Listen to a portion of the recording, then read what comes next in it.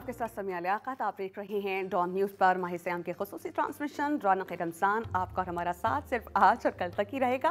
और जैसे कि आप सभी जान चुके होंगे कि पूरा रमज़ान हमारा यही फॉर्मेट रहा है शो का कि हमने फर्स्ट सेगमेंट में हम करते हैं कुकिंग, अच्छी दिलचस्प मज़ेदार डिलीशियस सी रेसिपी जो सेहत से बहुत भरपूर होती हैं, बहुत मज़े की होती हैं, हम वो लाते हैं। फिर हम मुख्तलिफ़ शहरों में अज़ान का वक्फ़ा लेते हैं और फिर हम अपने मुअस्सिस उलमा कराम से बात करते हैं। और आज का जो हमारा टॉपिक है कि हमने पूरा जो महीना है रमज़ान का उसमें क्या प्रैक्टिसेस की, हमने क्या सीखा। और जिस तरह के हम आपके पास किसी ख़ास उन्वान से आते थे, सच पे बात हो गई, झूठ से बचने की, गीबत से बचने की, अच्छे काम करने की, ताक रातों की, कुरान की फजीलत, अल्लाह की वहदानियत, नबी करीम का फरमान, तो इसमें हमने बहुत मुफस्सिल बात की। तो आज हम जानने की कोशिश करेंगे कि क्या हमने जो एक्सरसाइज की है इन द होल मंथ, क्या हम इस काबिल हो गए हैं कि अब रमज़ान के बाद भी इसको कंटिन्यू करें। तो आइए बाकायदा अपनी रमज़ान ट्रांसमिशन का आगाज़ करते हैं और सबसे पहले कहेंगे अपने शेफ़ को अस्सलाम वालेकुम। वालेकुम अस्सलाम। शेफ़ रिजवान, क्या हाल है आपके? अल्हम्दुलिल्लाह।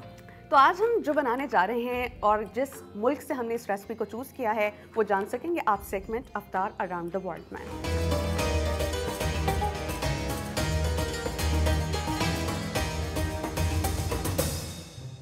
आप हमें बताइए कि आज हम क्या बनाने जा रहे हैं। आज हम बनाने जा रहे हैं इटली का जो है ना बहुत फेमस डिश है, ये है स्पेगेटी बोलोनाइज। ओके। हाँ, ये इटली का है। और सबसे पहले हम स्टार्ट करने से पहले हम डेटॉल से हाथ धो लेते हैं। हम हाथ धोएंगे डेटॉल से। डेटॉल ने अपनी नई एक इंट्रोड्यूस करा ये product, skin care formula, beautiful skin is germ free skin, ये इसका स्लोगन है। जब हम अपने हाथों को साफ़ रखते हैं तो जरासीम लगते नहीं हैं, और जरासीम नहीं लगते हमारे हाथों को, हमारी स्किन साफ़ रहती है, पिंपल्स नहीं होते। तो इसका जो फार्मूला है हमारी स्किन को सॉफ्ट मॉइस्चराइज्ड रखता है। और सबसे अच्छी बात मुझे ये लगती है कि इसकी बहुत प्यारी से खुशबू आती, भीनी भीनी से, बहुत मज़े की। तो आप सबको मैं रिकमेंड करती हूँ और आज भी करूँगी कि आप ये फार्मूला ज़रूर यूज़ करें। शेफ़ अपने हाथ धो चुके हैं और अब हम जानते हैं इनसे आज की रेसिपी के बेसिक इंग्रेडिएंट्स। तो वेरी क्विकली शेफ़, हम अपने तमाम देखने वालों को इंग्रेडिएंट्स बता देंगे। इंग्रेडिएंट्स हमारे पास जो है ओरिगानो है, हमारे पास प्याज चॉप किया हुआ है, लहसुन चॉप किया हुआ है, पापरिका जो चिल्ली की तरह होता है लेकिन इसमें स्पाइस कम होता है, ब्लैक पेपर है, सॉल्ट है, और टमाटो पेस्ट है, केचप है, और इसके अलावा हमारे पास बटर है, और ये 200 ग्राम कीमा है हमारे पास बग़ैर चर्बी का, और स्पेगेटी है हमारे पास, चीज़ है और शिमला मिर्च है। चीज़ कौन सा है और स्पेगेटी कौन सी हमने इसके लिए यूज़ किया, या हम किसी भी किस्म का पास्ता इसके लिए इस्तेमाल कर सकते हैं? नहीं, इसके जो है ना स्पेगेटी नूडल्स आते हैं स्पेशल, वो यूज़ करना होता है। और बटर कुकिंग बटर, और चीज़ हम कुकिंग चार्टर चीज़ भी है हमारे पास और स्लाइस चीज़ भी, तो दोनों में से कोई भी हम यूज़ कर सकते हैं। अच्छा, इसका नाम दोबारा से बताइए था। स्पेगेटी बोलो चीज़ बोलोनाइज। It's quite difficult. मैं ये पढ़ रही थी तो जब आपने कुछ माइनस करना होता है ना, कोई हमने अल्फाबेट बीच में से साइलेंट करना होता है, वो मैं नहीं कर पा रही थी। तो मैंने सोचा कि मैं भी सीख लेती हूँ और आप सब लोगों के जानने के लिए भी शेफ से दोबारा पूछ लेते हैं इस रेसिपी का नाम। सबसे पहले हमने क्या किया शेफ, पैन को गर्म करके हमने कुकिंग बटर का इस्तेमाल किया इसमें। कुकिंग बटर को हम मेल्ट होने देंगे। बटर की खुशबू बता रही है कि बटर बहुत ही अच्छी क्वालिटी का है। बटर को हमने किया है पैन में डाल के गर्म, और गर्म करने के बाद हम इसमें ऑनियन डालेंगे। ये तकरीबन दरमियाने साइज का प्याज है ये। ओके। और एक पूरा बारीक कटा हुआ। और इसको अच्छे से हम सौते करेंगे। जब तक हमारा प्याज सौते हो रहा है हमने तमाम इंग्रेडिएंट्स आपको बता दिए। इस रेसिपी का अगला मरहला है क्या, ये हम आपको बताएंगे एक ब्रेक के बाद। Keep watching Raunak Ramzan.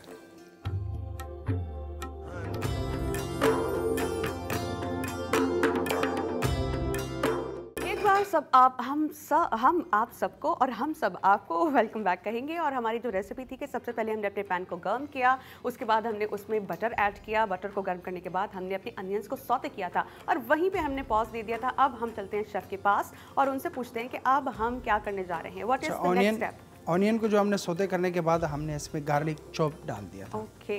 उसको भी हमने सौते कर दिया। अब ये कीमा हमने बिल्कुल फैट फ्री लेना है। जी हाँ, बिल्कुल लीन मीट, उसका अच्छे से बारीक सा हमने कीमा करवा देना है। और कीमा था कितना वैसे, 250 ग्राम या 150 ग्राम? ओके। 1% के हिसाब से हम बना रहे हैं। एक प्लेट। हम इसको कितनी देर पकाएंगे? इसको तकरीबन कोई हम 4 से 5 मिनट पकाएंगे, फिर उसके बाद हम इसमें मज़ीद चीज़ें ऐड करेंगे। शेफ़, मैंने ये सुना भी है और एक्सपीरियंस भी किया है, क्योंकि बहुत कम ही सही लेकिन कुकिंग तो की है। एक्सपीरियंस मेरा ये है कि बीफ पकने में टाइम भी लेता है। हाँ, तो लेकिन ये मिन्स है ना। हाँ, मिन्स जल्दी पक जाता है और हमने बहुत बारीक मिन्स लिया है ना। हाँ, कि जितना बारीक होगा उतनी क्विकली जल्दी पक जाएगा। पक जाएगा। और हम इसको मुसलसल भून रहे हैं हमारे शेफ रिजवान। ये हमारा देखें किस तरीके से बीफ कलर आ रहा है ना इसमें।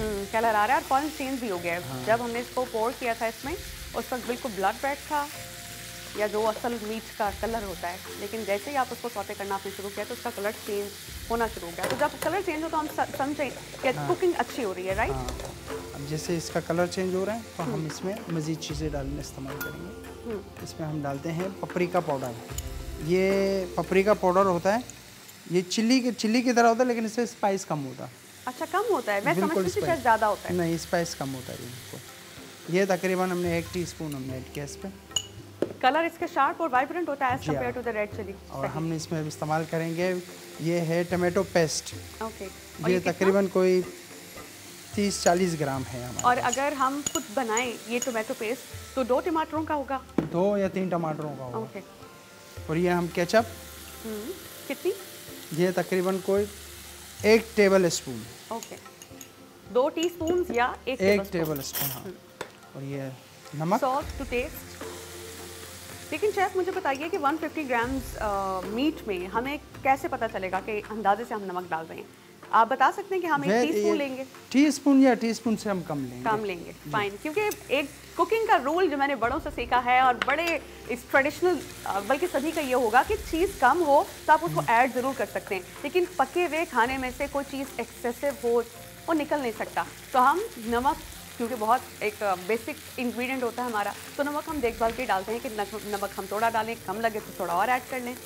तो अभी हमने इसमें 1 टीस्पून या उससे थोड़ा कम नमक लिया है और हम साथ साथ इसको अच्छे से चम्मच के साथ हिला भी रहे हैं कि कहीं से ये स्टिकी ना हो, कहीं से जले नहीं। और जब हम इसको हिला रहे होते हैं तो होता ये है कि जो हीट है वो इक्वली इसको अच्छे से पका देती है। वैसे शेफ़ ने मुझे कहा कि बहुत बारीक मिन्स था, बहुत कम वक्त में पक जाता है और इसको उस तरह से ख्याल रखने की ज़रूरत नहीं है जिस तरह मीट के पीसेस को रखने की होती है, राइट शेफ़?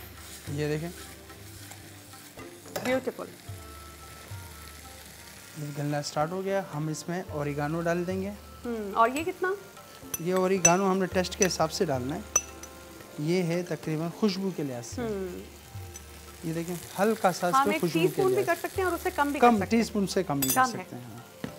हमने ब्लैक पेपर का इस्तेमाल, इसमें हमारे जो कार्ड है उसमें ब्लैक पेपर नहीं है, लेकिन ब्लैक पेपर हम इस्तेमाल करते हैं मिर्ची जो ज़्यादा खाने वाले हैं, तो वो ब्लैक पेपर भी डाल सकते हैं, ग्रीन चिली भी डाल सकते हैं। नहीं, ब्लैक पेपर मुझे लगता है कि ज़्यादा सही रहेगी, क्योंकि इटालियन जितनी भी डिशेस हैं उसमें ब्लैक गार्लिक का, ब्लैक पेपर का यूज़ होता है। ये हमने ब्लैक पेपर भी इसमें इस्तेमाल कर दिया, तकरीबन 1/2 टीस्पून।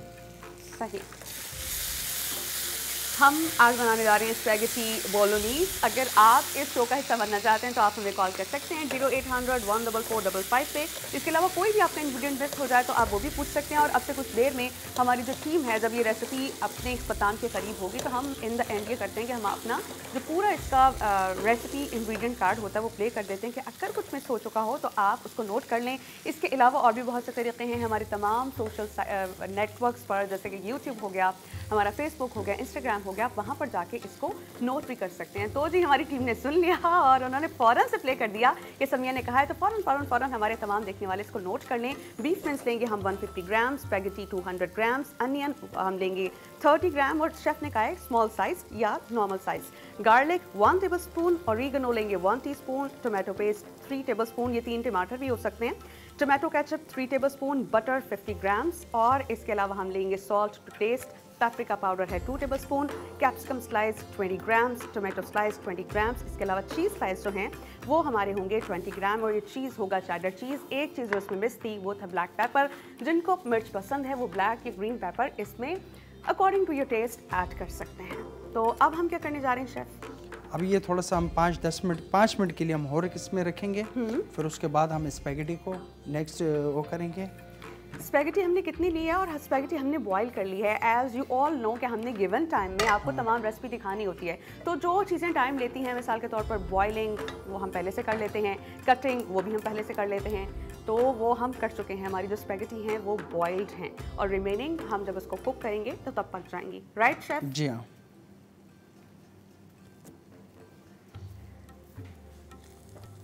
तो हमारी जो रेसिपी है वो तैयार हो रही है और शेफ़ मैं देख रही हूँ कोई एक लम्हा भी मिस नहीं कर रहे, क्योंकि ये एक आर्ट पीस होता है। किसी पेंटर का पेंटिंग आर्ट पीस होता है, किसी मेकअप आर्टिस्ट का मेकअप उसका आर्ट पीस होता है, स्टाइलिस्ट का हेयर स्टाइल, ड्रेसर का ड्रेस, और जो हमारे शेफ़ साहिबान होते हैं ये उनका आर्ट पीस होता है। तो उसका ख्याल बहुत रखते हैं कि कहीं कुछ ख़राब ना हो जाए, क्योंकि दिल ख़राब हो जाता है कि इतनी मेहनत की, इतनी कटिंग की, इतनी रेसिपी तैयार करके हम अपने व्यूअर्स को दिखा रहे हैं, तो कुछ उसमें ख़राब नहीं होना चाहिए। तो शेफ़ इज़ कॉन्टीन्यूस बिजी कि उसको सौते भी कर रहे हैं और चेक भी कर रहे हैं। साथ ही साथ हम देख रहे हैं कि दूसरा पैन शेफ़ ने रख दिया है चूल्हे पे। शेफ़ उसमें आप बटर ऐड कर रहे हैं और ये क्या करने जा रहे हैं हम? ये हम बटर ऐड कर रहे हैं। हम अब इसको करेंगे सोते। जो बॉईल किया हुआ हमारे पास स्पैगेटी है इसको हम सोते करेंगे। फाइन।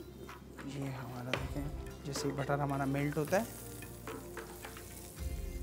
जब तक हमारा पैन गर्म हो रहा है और बटर गर्म हो रहा है, we will take a very short break, और जब आएंगे तो हम इस रेसिपी का अगला मरहला शेफ रिजवान से पूछेंगे। तो कीप वॉचिंग रौनक रमज़ान।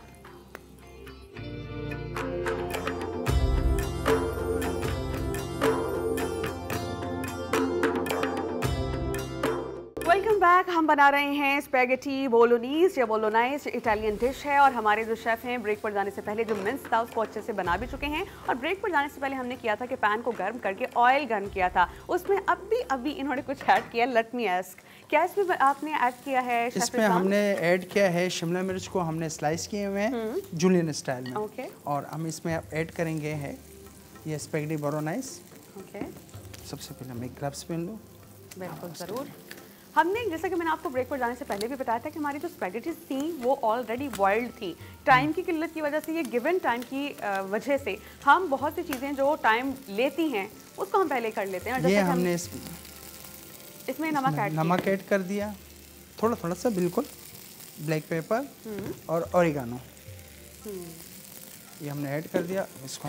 अच्छा, और ओरिगेनो का बहुत ही अच्छा एक फ्रेगरेंस भी आता है, टेस्ट भी आता है, और बहुत सी रेसिपीज़ में ये बेसिक इंग्रेडिएंट के तौर पर यूज़ होता है। मिसाल के तौर पर अगर आपने वाइट सॉस बनाई है किसी भी स्टेक के लिए, उसमें ओरिगेनो नहीं होगा तो आपको उस तरह से उस स्टेक का टेस्ट नहीं आएगा। सेम गोज़ फॉर दिस कि इसमें भी हमने ओरिगेनो टेस्ट के लिए और अच्छी से खुशबू के लिए ऐड किया है। ये हमारे जो बॉइल्ड पास्ता था उसको हमने बस सौते किया विद द वेजीज। हमने ओरिगेनो ऐड किया, उसमें ब्लैक पेपर ऐड की, and now chef is very busy in the plating. उन्होंने पोर कर ली है इस स्पैगेटी को प्लेट में, और अब वो जो मिन्स हमने रेडी किया था वो इसके बिल्कुल सेंटर में अच्छी सी प्लेटिंग के साथ रेडी कर रहे हैं। और शेफ इसमें आपने चीज़ का भी कुछ करना था। जी हाँ, ये चीज़ का हम बताते हैं आपको, क्योंकि मैं ये सोच रही थी कि शायद जो चीज़ है वो स्पैगेटी के अंदर इस्तेमाल होगा, लेकिन मेरा ख्याल है बिल्कुल in the end we are going to. ये हमने चीज़ इसके ऊपर यूं कर रख के हमने इसको, जब तक हमारे शेफ़ ये रेडी कर रहे हैं, मैं अपने तमाम देखने वालों को बता दूं कि बीच लग्जरी होटल ने अब हम अपने तमाम देखने वालों के लिए एक अच्छा सा प्राइस ये रखा है कि अगर आप वहां पर जाकर इफ्तार डिनर बूफे करते हैं तो आप एक चांस अवेल कर सकते हैं डोमेस्टिक एयर फ्लाइट का। आज इसकी लास्ट डेट है, और उसके बाद इसकी बम्पर प्राइस की अनाउंसमेंट होगी। और क्या होगा, किसी एक शख्स को टिकट दे दिया जाएगा, रिटर्न टिकट, किसी भी शहर में डोमेस्टिक वो फ्लाई कर सकते हैं, आ भी सकते हैं, जा भी सकते हैं। तो ये मौका जो है ज़रूर अवेल करें। अब हम चलते हैं अपने शेफ़ की तरफ। He is very busy. उन्होंने गर्मा गर्म मिन्स के ऊपर चीज़ स्लाइसेस रखे, उसके बाद उन्होंने पार्सले को बारीक कटिंग करने के बाद इसको हम बेक भी कर सकते हैं और वैसे भी खा सकते हैं, क्योंकि ये है हमारे पास। अच्छा chef, we have very short time, very quickly हम अपने इंग्रेडिएंट, अपने जो हमारे ड्रिंक है उसके बता देंगे। जी हाँ, ये हम बना रहे हैं पाइनएप्पल कोकोनट शेक बना रहे हैं, और इसमें रूह अफ़ज़ा का भी इस्तेमाल हम करेंगे। Wow wow wow wow, it is very good for health. Pineapple हमारी स्किन के लिए भी अच्छा है। कोकोनट मिल्क हमने लिया, थोड़ा सा इसके अंदर पानी ऐड करेंगे ताकि कोकोनट मिल्क इसके अंदर से। और शेफ उसके बाद हम इसमें पाइनएप्पल ऐड करेंगे। पाइनएप्पल ऐड करेंगे। ये पाइनएप्पल हमने ऐड कर दिया तकरीबन कोई 4 स्लाइस हमने इसमें कोकोनट ऐड कर दिया। और ये है हमारे पास क्रश कोकोनट। फाइन। जी हाँ, क्रश कोकोनट तकरीबन कोई और 2 इसमें हम चम्मच। शुगर स्किप भी कर सकते हैं क्योंकि जी हाँ, पाइनएप्पल शुगर। हमने 10 पैक लिए हैं जो बहुत ही मीठे होते हैं। हमने शुगर हमने बिल्कुल ही कम, बिल्कुल लेस रखी है, लेस चाहे तो रखी है। अपने according to the taste add भी कर सकते हैं। We have very short time. और बेसिक इंग्रेडिएंट हमारा रूह अफ़ज़ा हम डालना भूल गए। रूह अफ़ज़ा बहुत पसंद किया ये जाता हम है। सिर्फ कलर के लिए, टेस्ट हाँ। के लिए नहीं, हम कलर के लिए यूज़ कर 35 रहे हैं। ममालिक में इसको बहुत पसंद किया जाता है। इसके अलावा बच्चे बड़े सभी का मनपसंद मशरूब है और मैं तो बचपन से इसको अब तक यूज़ करती आई हूँ। अब हमारा जो ड्रिंक है वो तकरीबन रेडी होने जा रहा है।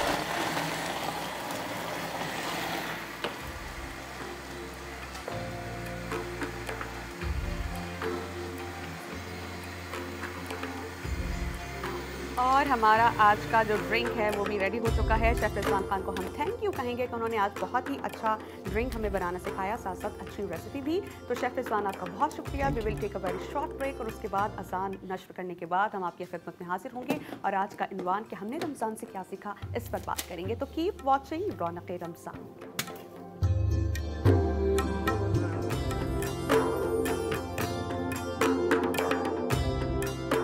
Welcome back after the break. हम आपको कहेंगे खुशामदीद और आज का जो हमारा उन्वान है वो है कि हमने पूरे रमज़ान में जिन जिन अमाल की, अच्छे कामों की और अल्लाह सुब्हानहू व तआला ने जो हमें हुक्म दिया है, जो रोज़े हम पर फ़र्ज़ किए गए हैं, क्या हमने उनको रखने के बाद जो मकसद था उसका हासिल कर लिया। कुरान करीम में है कि तर्जुमा का मफ़हूम बता देती हूँ कि अल्लाह सुब्हानहू व तआला ये कहते हैं कि भाई आप पर जिस तरह रोज़े फ़र्ज़ किए गए हैं, इससे पहले आपसे जो कौमें थी ना उन पर भी हमने रोज़े फ़र्ज़ किए थे ताकि वो मुत्तक़ी और परहेज़गार बन जाएं। और इसका जो ये मफ़हूम मैंने आपको बताया एग्जैक्ट तर्जुमा नहीं है। अल्लाह पाक ने जो रोज़े का मकसद हमें बयान किया है कुरान में है वो है लअल्लकुम तत्तक़ून, ताकि तुम लोग मुत्तक़ी परहेज़गार बन जाओ। तो इस रमज़ान में जब हमने पूरे महीने के रोज़े रखे हैं तो हम आज डिस्कस करेंगे कि हमने क्या सीखा, हम पर क्या असर हुआ।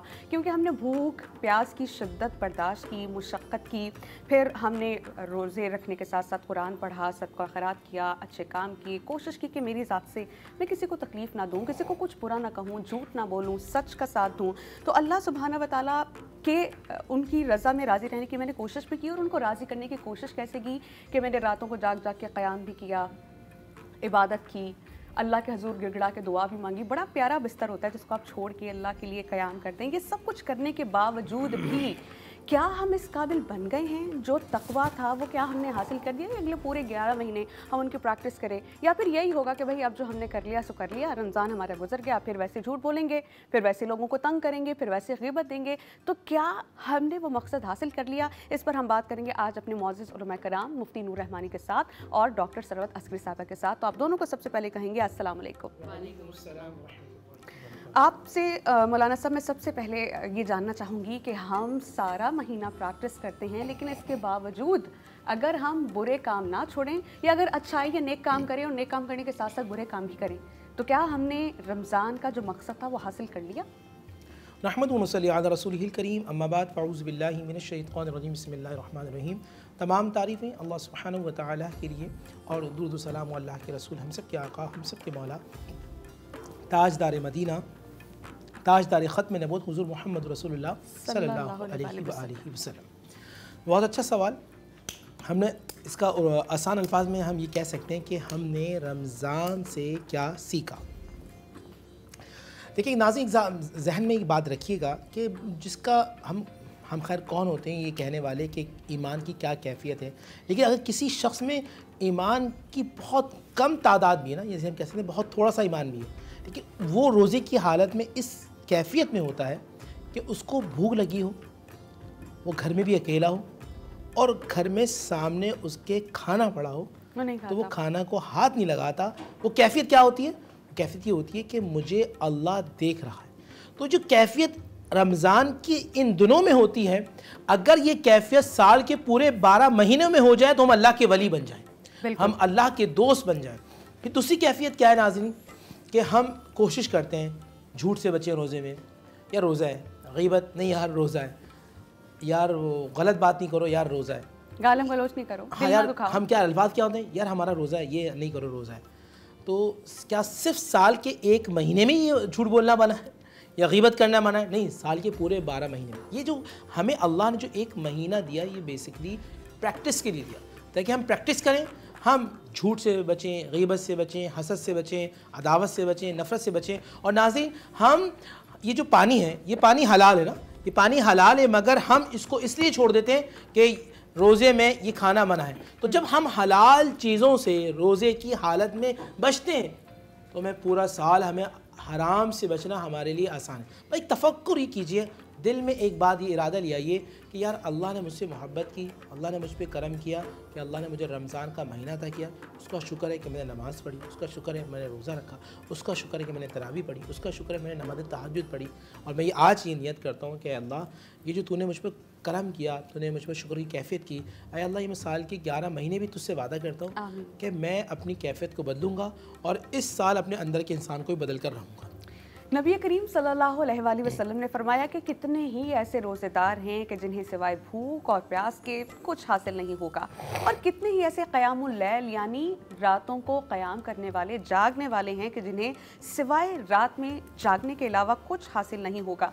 तो हमें यहाँ पर इस हदीस से ये सीख कर गौर व फिक्र करने की ज़रूरत है कि खुदा न ख्वास्ता मुआज़ अल्लाह पाक हमें अपनी पनाह में रखे, कहीं इन लोगों में हम तो शुमार नहीं होते, क्योंकि रोज़ा रखने के साथ साथ ग़ीबत भी चल रही है, गुनाह भी हो रहा है। तो खुदा न ख्वास्ता कहीं हम उन कैटेगरी में तो नहीं आ गए कि हम रोज़ा भी रख रहे हैं, इबादत भी कर रहे हैं, लेकिन साथ साथ लोगों की राह में रुकावट भी डाल रहे हैं, तंग करने से बाज नहीं आ रहे। मतलब मेरा टारगेट ये शख्स है, इसको मैं छोड़ूंगा नहीं। तो इसी पर बात करें डॉक्टर सरवत अस्करी साहबा से। आप मुझे ये बताइएगा कितना अहम है इस चीज़ की प्रैक्टिस करना कि हमने, साइंस ये कहती है कि आप हफ्ता या 10 दिन अगर एक ख़ास रूटीन पे उठ रहे हैं, ख़ास रूटीन पे खा रहे हैं और एक आपने टाइम टेबल सेट कर लिया है, according to that time table आपका बॉडी वैसे ही रिस्पॉन्ड करता है, वैसे ही आदत हो जाती है। आप अलार्म ना लगाएं, फिर कुछ अर्से बाद उसी टाइम पे आँख खुल जाएगी।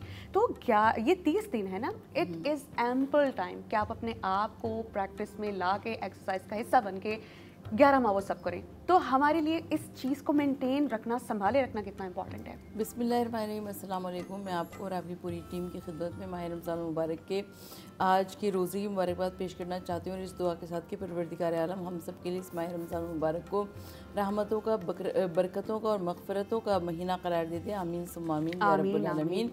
और आपका सवाल बहुत अच्छा है, इसलिए कि ये 30 डेज़ परवरदिगार आलम ने हमको अता फ़रमाए हैं, और इसलिए अता फ़रमाए हैं ताकि हम जो कुछ भूल गए हैं उसको दोबारा से रिफ़्रेश कर लें, जो कुछ नहीं आता हो वो कुछ सीख लें।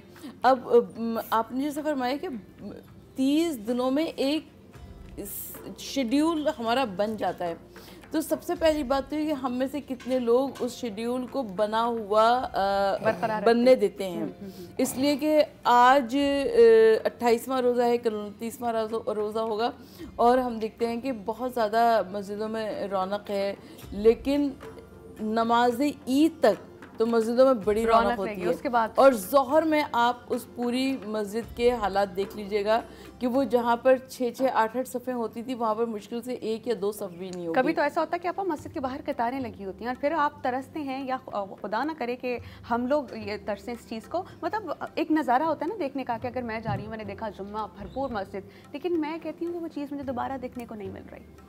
हकीकत है ये, इसलिए कि लोग, मुझे तो लगता है कि कुछ बेहिस से भी हो जाते हैं, लेकिन इसके अलावा ये जो रमज़ानुल मुबारक है, इस रमज़ानुल मुबारक में देखिए हर फ़र्द है मिल्लत के मुक़द्दर का सितारा। तो मुझको अपने हालात बेहतर करने की ज़रूरत है, आपको अपने हालात बेहतर करने की ज़रूरत है। हर एक आदमी अपने हालात बेहतर करेगा तो इंशाअल्लाह ताला हम माह रमज़ान मुबारक से कुछ ना कुछ ज़रूर सीखेंगे। रमज़ान की रूह जो हमें सिरायत कर चुकी है, इसको संभाल कर हम कितना रखते हैं और क्या ये इबादत भी है, ये हम जानेंगे मौज़ूद उलमा किराम से एक ब्रेक के बाद। तो कीप वॉचिंग रौनक रमज़ान।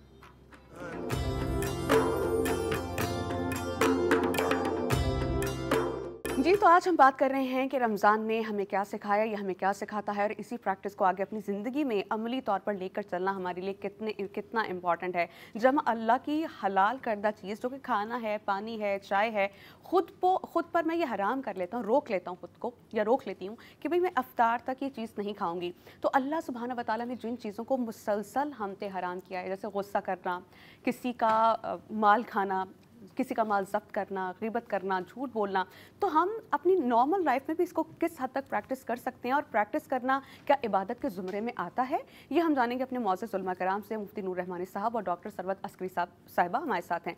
मुफ्ती साहब, ये जो मैंने प्रैक्टिस की रमज़ान में कि मैंने इबादत की, रोज़े रखे, नमाज़ें पढ़ी, क़यामुल लैल किया और प्रैक्टिस भी हो गई है ना, अब तहज्जुद के वक्त के लिए स्पेशली कोई दिक्कत नहीं होगी।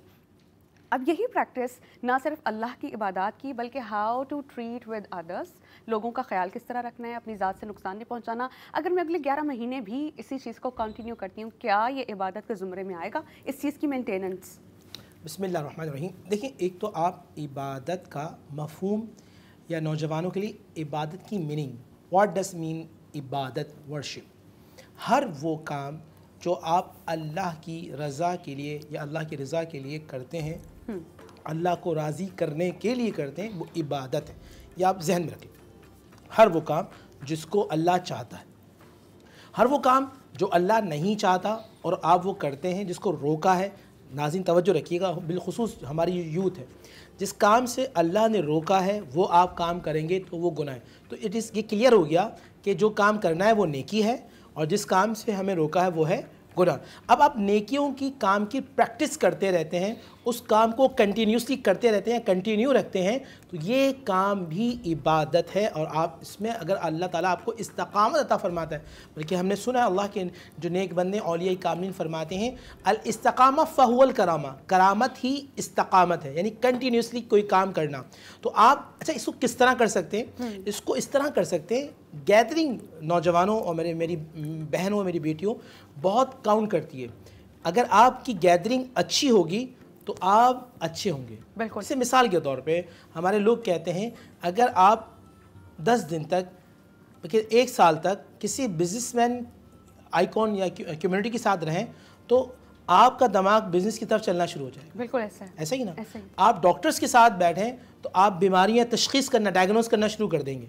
इसी तरह आप अल्लाह के नेक बंदों के साथ बैठेंगे तो अल्लाह आपका दिल नरम कर देगा।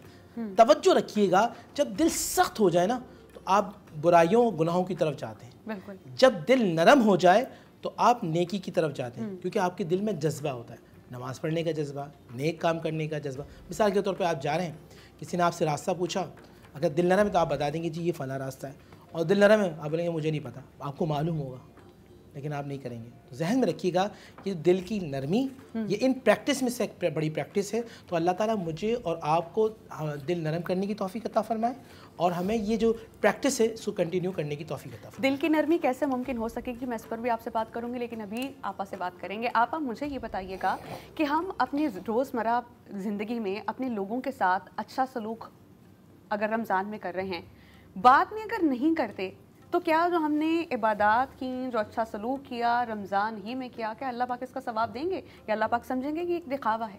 नहीं, देखिए, जो कुछ आपने इन 30 दिनों में किया है आपको उसका अजर सवाब ज़रूर मिलेगा। अपनी तमाम तर इबादतों का, तमाम तर मेहनतों का तमाम तर अजर सवाब मिलेगा। अब मसला ये है कि आप ये 30 दिन गुजरने के बाद है, 30 दिन गुजरने के बाद आप उस प्रैक्टिस पे कायम रहते हैं या नहीं रहते, सारा मसला ये है। अब मैं ये पूछ रही हूँ यहाँ पे एक नुक्ता कि अमाल को ज़ाया होने से बचाना कैसे मुमकिन है? अमाल को ज़ाया होने से बचाना ऐसे मुमकिन है कि आप अपनी हर चीज़ पे नज़र रखें, अपना उठना, अपना बैठना, अपना सोना, अपना जागना, अपनी इबादत, तिलावत कुरान। मैं हैरान होती हूँ कि इस वक्त रमज़ान मुबारक में सब ने कितनी तिलावत कुरान की। किसी ने कहा हमने 2 कुरान ख़त्म किया, किसी ने कहा हमने 3 कुरान ख़त्म किया। लेकिन क्या माह रमज़ान मुबारक के बाद हमारी ये रूटीन बाकी रह जाएगी? तो हमको अपनी रूटीन के ऊपर अमल करना है।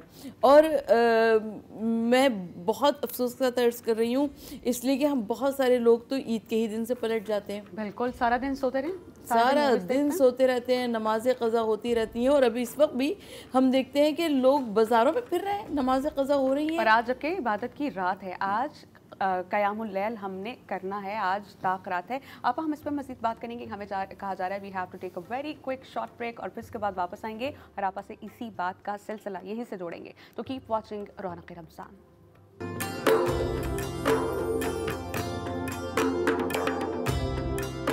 रमज़ान से हमने क्या सीखा है, ख़ुद को हम कैसे एक अच्छा बेहतर इंसान बनाने में किस हद तक कामयाब हुए हैं, और अगर हो गए हैं तो क्या हम कोशिश करेंगे कि अगले 11 माह भी और रहती ज़िंदगी तक हम इन तमाम अमाल पर अमल करें।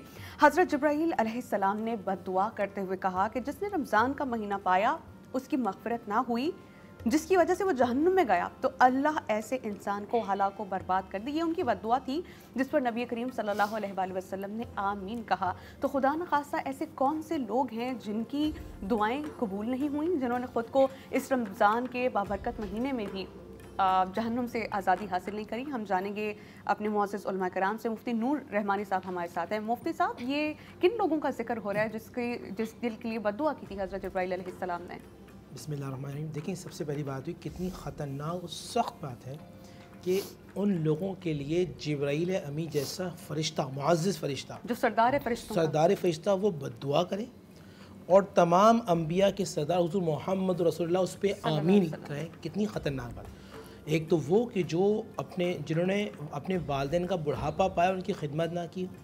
दूसरे वो कि जिन्होंने रमज़ान का महीना पाया और उसमें इबादत करके अपनी बख्शिश ना कराई। नाज़रीन, कभी तवज्जो सोचिएगा, आज की जो रात है ना, ये आखिरी ताक रात है, आखिरी मौका।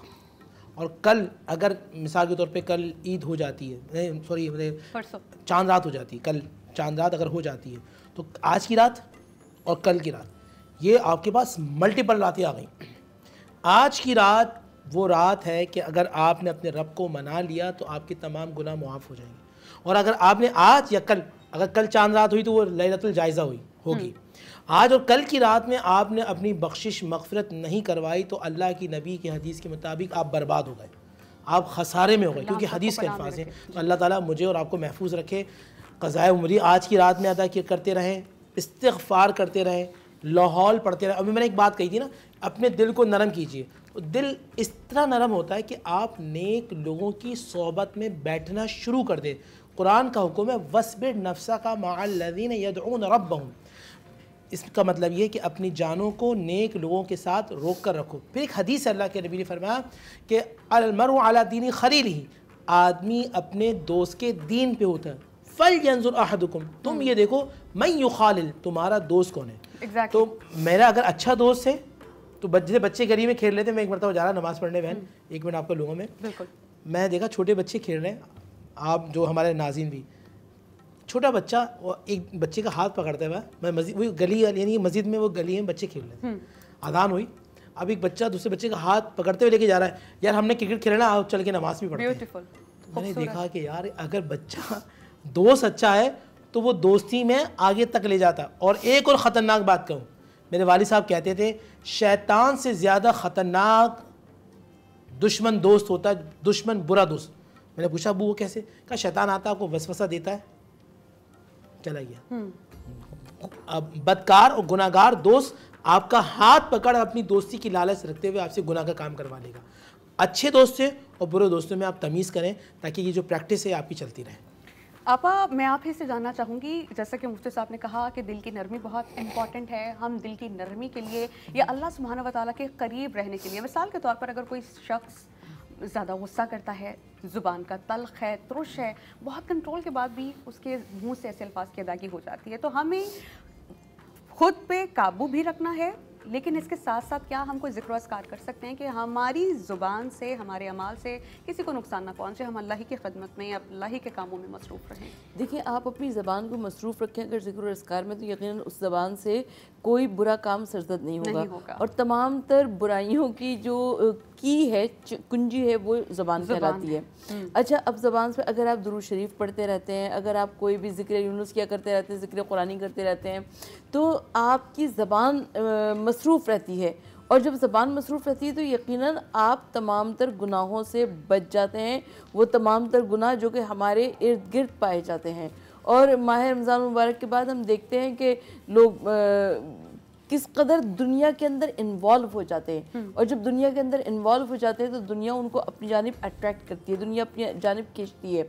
तो उस वक्त हमको बहुत मोहतात रहने की ज़रूरत है, बहुत होशियार रहने की ज़रूरत है, ताकि हम दुनिया के फंदे में ना फंस सकें। ठीक है मुफ्ती साहब, आपने कहा कि आपको बुरे और अच्छे दोस्तों में तमीज़ करनी है। बुरे दोस्तों का साथ कैसे छोड़ें और अच्छे दोस्त कहाँ से पाएं, और अगर दोनों ही से महरूम हैं, बुरे दोस्तों से महरूम है तो खुशकिस्मती है, अच्छे दोस्तों से महरूम है तो उसके बाद हमारे पास क्या रास्ता बनता है, हम किस तरह नबी करीम के रास्ते पर चलकर अल्लाह को राज़ी कर सकते हैं? बिस्मिल्लाहिर्रहमानिर्रहीम। देखिए, बुरे दोस्त तो आपको मालूम है कि जो आपको गुनाह की तरफ, आपको बदआमाली की तरफ और अल्लाह की नाफरमानी की तरफ लेके जाते हैं, वो बुरे दोस्त हैं। आपको उनसे बचना है। या तो उनकी आप तलक़ीन करें, उनकी आप नसीहत करें अच्छे आसन अंदाज में, या फिर उनको छोड़ दें। दूसरे, अगर आपको अच्छे दोस्त मुयस्सर नहीं हैं तो फिर आप अच्छी किताबें पढ़ना शुरू कर दें। और कुरान से बढ़ के आप क्या कुरान है? मजीद फ़ुरक़ान हमीद से बढ़कर कोई किताब नहीं है। अच्छा, हमारे यहाँ पता है क्या मसला होता है? मैं अपने नौजवान दोस्तों से ख़ास तौर पर बात करूँगा। मैं उन बच्चों से बात करूँगा जो 9 क्लास में, मैट्रिक में, जो फर्स्ट ईयर में, सेकंड ईयर में, मैं आज उनसे बात कर रहा हूँ। तो बेटे, एक बात याद रखना, कुरान के अंदर वाक़यात बहुत ज़्यादा हैं। हज़रत शुएब अलैहिस्सलाम का वाक़या है, हज़रत मूसा अलैहिस्सलाम की कौम का, हज़रत यूनुस अलैहिस्सलाम, हज़रत यूसुफ़ अलैहिस्सलाम, हज़रत हारून अलैहिस्सलाम, हज़रत इब्राहीम खलीलुल्लाह। आप कुरान के वाक़यात को पढ़ना शुरू कर दें। जब आप कुरान के वाक़यात को पढ़ना शुरू कर देंगे तो आपको ऐसा लगेगा कि अल्लाह आपसे बातें कर रहा है। आपका बेहतरीन दोस्त आपका अल्लाह है, आपका बेहतरीन दोस्त आपके वालिद हैं। आप अपने वालिद से दोस्ती कीजिए। आपके जो माँ, और मैं अपने जो मेरे भाई हैं, मैं उनसे भी एक गुजारिश करता हूँ, खुदा के वास्ते, अगर आपका बच्चा 9 मैट्रिक में आ चुका है, सख्ती ज़रूर कीजिए, मगर उनको अपने इतना करीब करें कि उनको ज़माने के अंदर दोस्त तलाश करना ना पड़े। आप उनके अच्छे दोस्त बन जाएं, ताकि अच्छाई बुराई जो एक बाप बता सकता है, इस कायनात में दूसरा कोई नहीं बता सकता। ठीक, जो अच्छाई अब आपको आपके वालिदैन बता सकते हैं, उसका रास्ता कोई आपको दिखा नहीं सकता। इस अहम टॉपिक पर हम मज़ीद बात करेंगे एक ब्रेक के बाद, तो आप देखते रहिए रौनक-ए-रमज़ान।